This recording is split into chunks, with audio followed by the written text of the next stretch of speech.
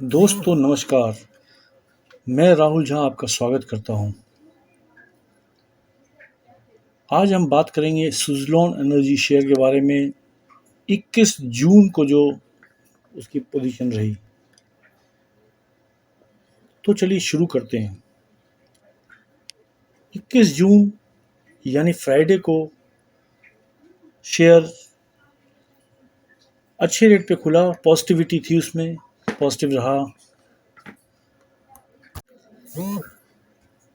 Share 52 और 53 के बीच में घूमता रहा और काफ़ी देर तक इसी रेट पे रहा।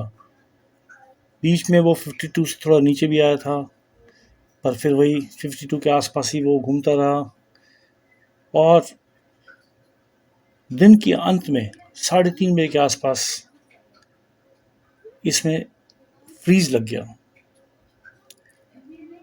बहुत तगड़े बायर थे, बहुत ज़्यादा बायर थे। करीब 2 करोड़ शेयर खरीदने की होड़ लगी थी, बिड लगा था और बहुत ज़्यादा पॉजिटिविटी दिखाई दे रही थी। फ्रीज से पहले ये 52 और के नीचे भी गया, 52 पे भी आया। इससे ये अंदाज़ा लग रहा है कि जो इन्वेस्टर जिन्होंने पहले खरीदा था और करीब करीब उनको 15-20% प्रॉफिट मिल गया, जिन्होंने सस्ते में खरीदा था, काफ़ी लोगों ने, जिनकी ये रिक्वायरमेंट होती है कि वो 15-20% उनको मिल गया तो वो निकाल लेते हैं।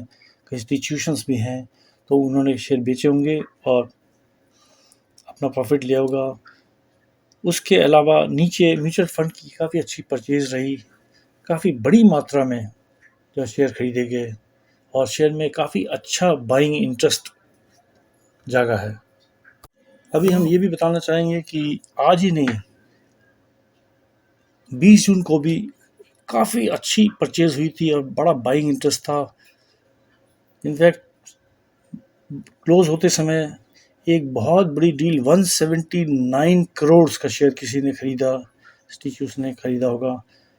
हालांकि किसी ने बेचा भी होगा, पर वो इतनी बड़ी जो बाइंग की है किसी ने, तो उसने ज़रूर ये सोच के बाइंग की हुई कि ये अब इस रेट पे काफ़ी बढ़ने की पूरी उम्मीद है उसको। और शेयर में वैसे देखें तो हर तरफ से पॉजिटिविटी है, इसके रिजल्ट अच्छे हैं, फ्यूचर अच्छा है, काम अच्छा मिल रहा है, सब अच्छा ही अच्छा दिखाई दे रहा है।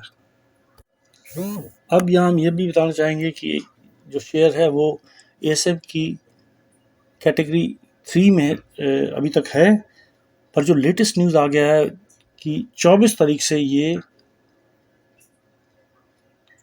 जो है इसका बदल दिया गया, इसका एएसएम लिस्ट 2 में आ गया है।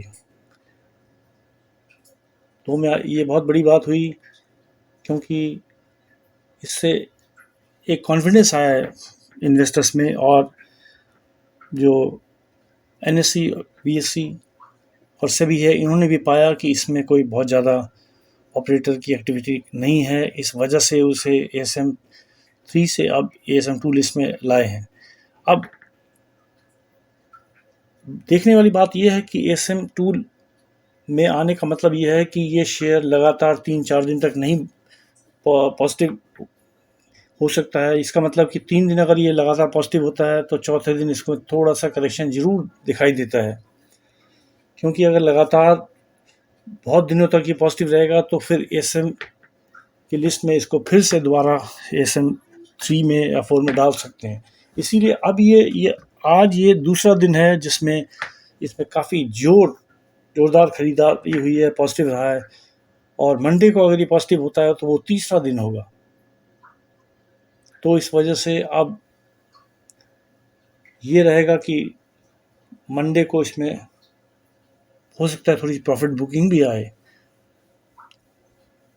हालांकि इसमें पॉजिटिविटी इतनी ज़्यादा दिखाई दे रही है कि होड़ मची हुई है खरीदारी होने की, पर एएसएम लिस्ट से अगर इसको बाहर होना है तो उसे इस वाली शर्त को देखना पड़ेगा कि लगातार ये 3-4 दिन तक पॉजिटिव ना रहे, बीच में कुछ हल्का सा करेक्शन भी आए।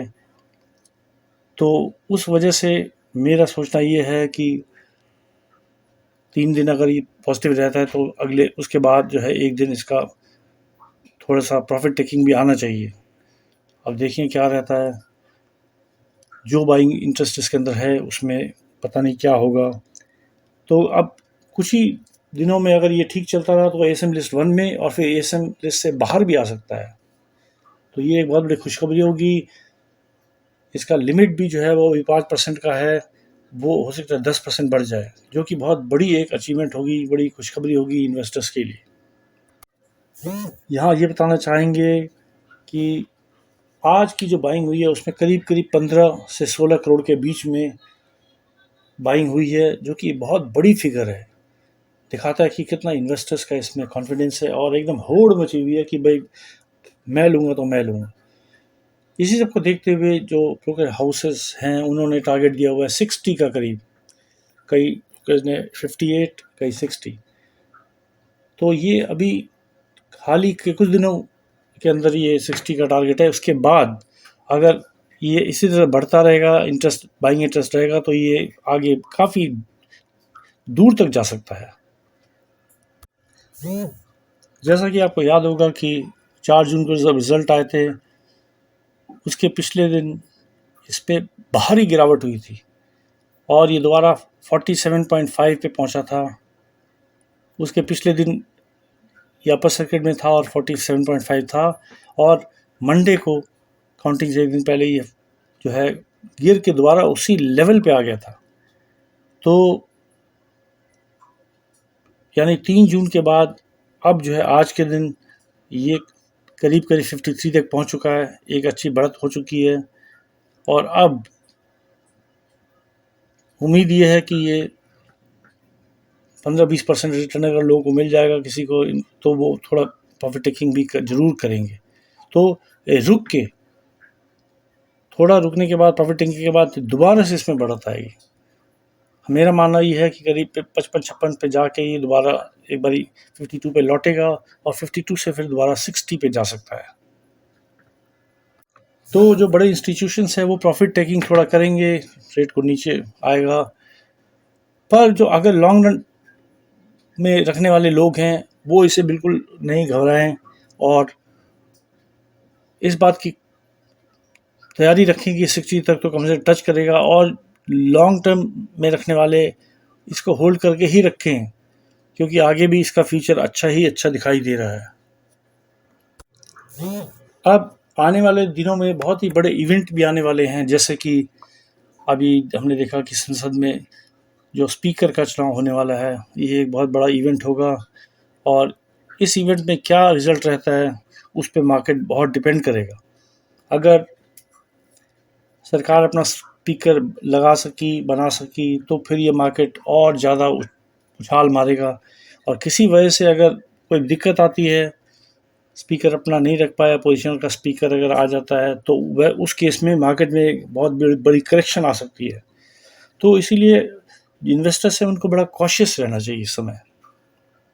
अब हम ये कहना चाहेंगे कि अगर आपको ये चैनल पसंद आया है तो इसे लाइक और सब्सक्राइब करें। साथ ही हम ये भी बताना चाहेंगे कि ये वीडियो हम एजुकेशनल पर्पस के लिए बनाते हैं और अगर आपको ख़रीदने की कोई इच्छा है तो आप अपने एक्सपर्ट से ज़रूर राय लें। तो ये थी 21 जून 2024 की सुज़लॉन शेयर की रिपोर्ट। धन्यवाद।